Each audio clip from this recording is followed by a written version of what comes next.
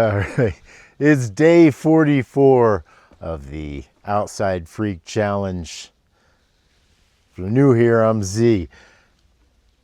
I did a light resupply that will probably take me into the next week, so I probably won't need to resupply, do a real resupply until about a week from now, which is really good because I want to stay away from town as long as humanly possible. I wanted to talk about one of the most important pieces of gear. I say one of the most important pieces of gear, and also probably one of the most controversial pieces of gear within the backpacking or hiking community, and that is tents.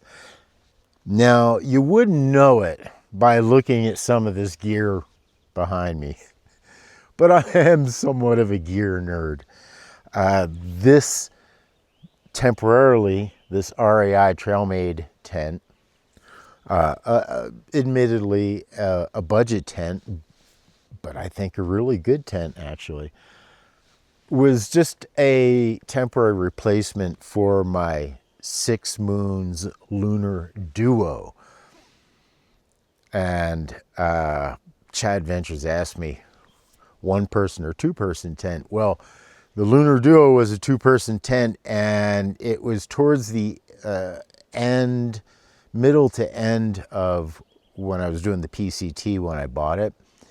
And I just wanted luxury. It was just needless luxury. Since then, now that I'm replacing the Lunar Duo, I'm definitely going with a one-man tent and a tarp. Now, let's talk about shelters really quick. I've done the PCT, I did Knowles back in the 80s. I've done a lot of hiking, not as much as I would like to, and I'm going to be doing more hiking. Yes, we are.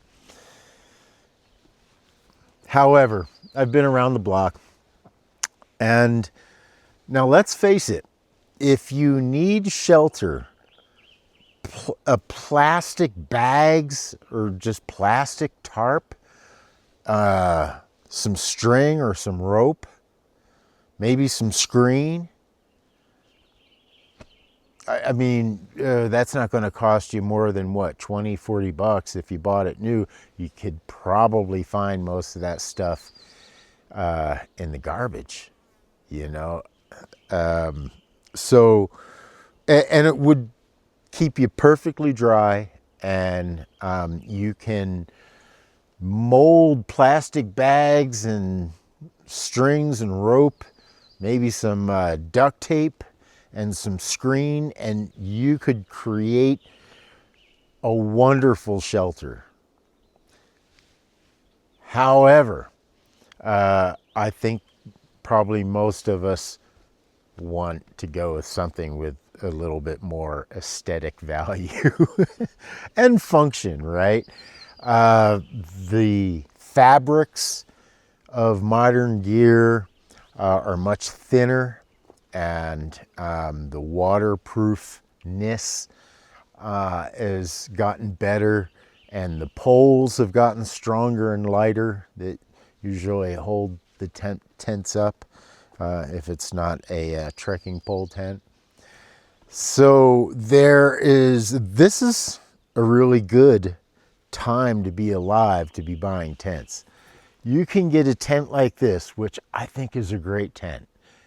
A little on the heavy side. I think I've got this down to 2 pounds, replace the ground cloth and whatnot, but don't quote me on that. It might be a little bit more heavier than that, but still, that's not bad, right? I love the no-seam netting, and it's got a great vestibule. The rain fly works really well. There is on my posts, if you go check that out, a tent that almost looks identical to this. And it's not like $100 tent. It's a over $1,000 tent. You would hardly notice the difference, but it's really just the materials.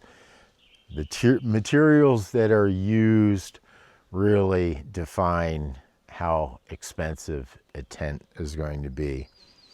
You know, we won't have a lot of time here, but yeah, there's freestanding tents, my favorite. They're the easiest and you can move them around if you didn't pick a good spot. Then you've got the, yeah, like trekking pole tents. They tend to be the lightest weight other than tarps.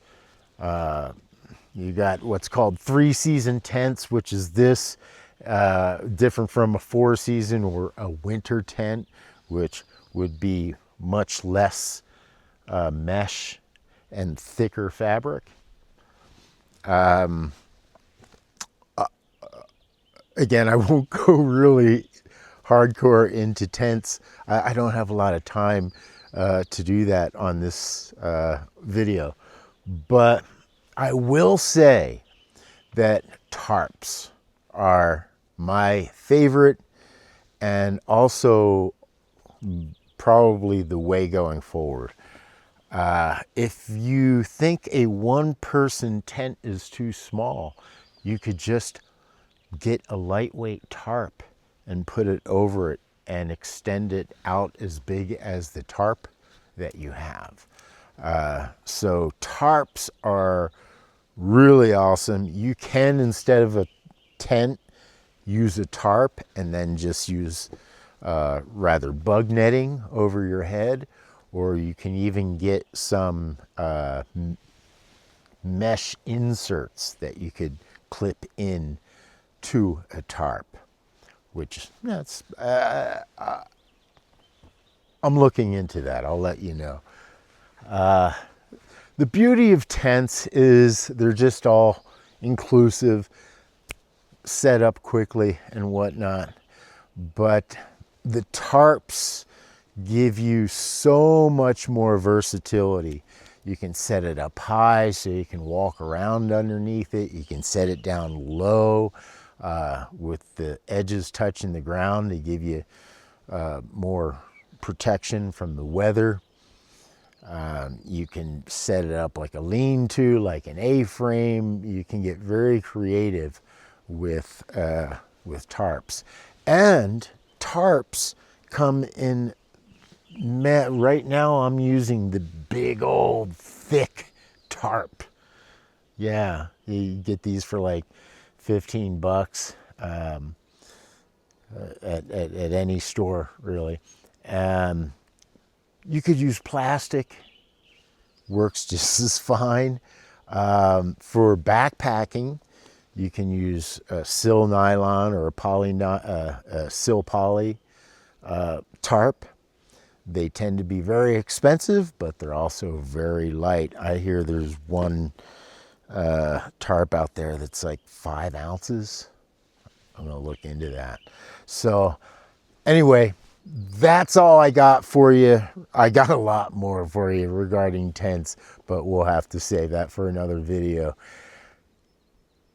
Day 44 of the Outside Freak Challenge. Thanks for hanging out with me. How long have you been out in the wilderness? How long do you think I could stay out here in the wilderness? And by the way, if you want more of my content, how-to videos, stuff like that, archives, join me over at patreon.com/outsidefreak. Or if you just want to help support the channel, it's only $3 a month. And I'll see you tomorrow.